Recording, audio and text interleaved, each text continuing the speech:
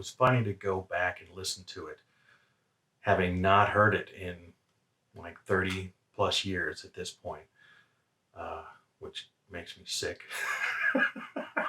How long ago that is.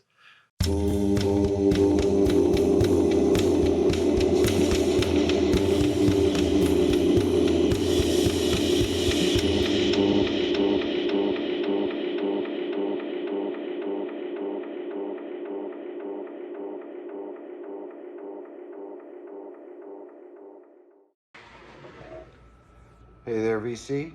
Plastic Eric here. Plastic Soundwave called. Here for another late night edition of Collection Connection, the game that's just an excuse to talk about music. Or you could talk about it just being late.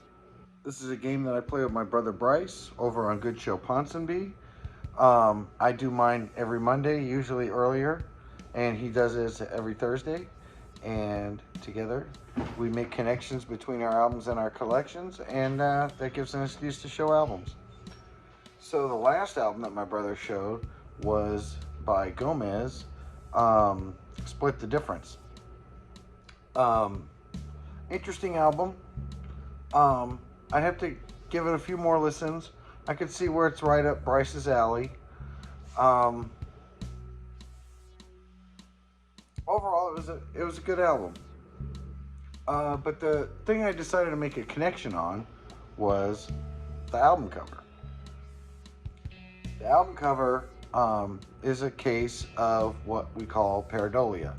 You can see even though it's still fairly surreal, there's a face in the picture there, which is interesting because it's a picture of a face, of a surreal face, made up of faces. And so that's called pareidolia.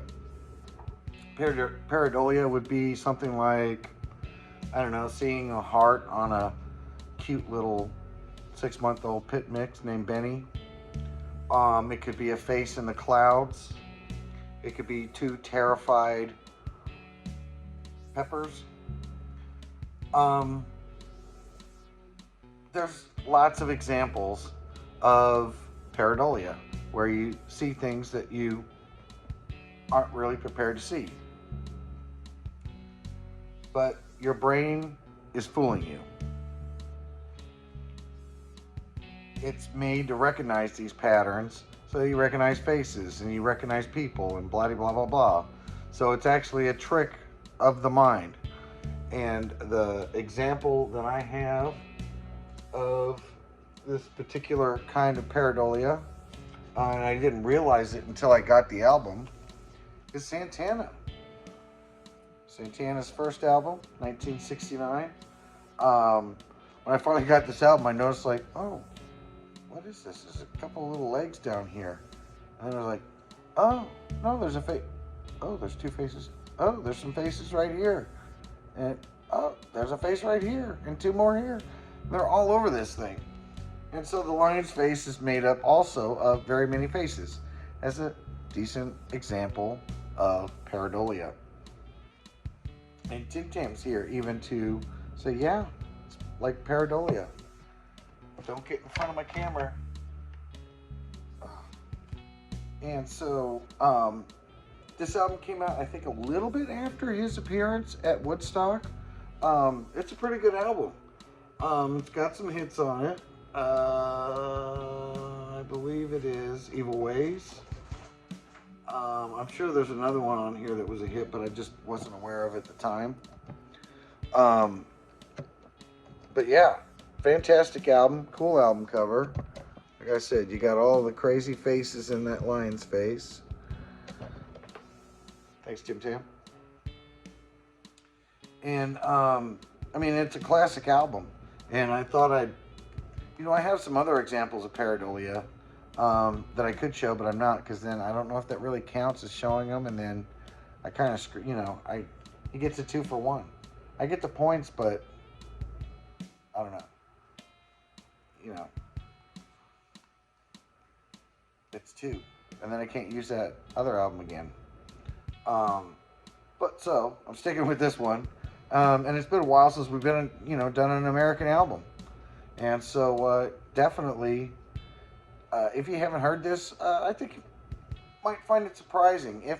If you're like a younger person and it ends up being that you've heard that stuff that Santana did with Matchbox 20, that stuff is fine, but this is much more complex and adult contemporary compared to that. And this is done back in 1969. Um, but I find it to be a pretty good album. I don't know much more about his other stuff, but I saw this and I thought, you know what? I'll pick it up and give it a try. And I was pleasantly surprised. So, yeah, if you get a chance, Santana, the first album. And, the back, you got the backside here. There's all the boys there in the band. And I can see I'm over my time. I put in my time, and now my time is done. Because it's not just about the music. It's about pareidolia. It's about marketing of albums. All that kind of stuff. So until next time, bye.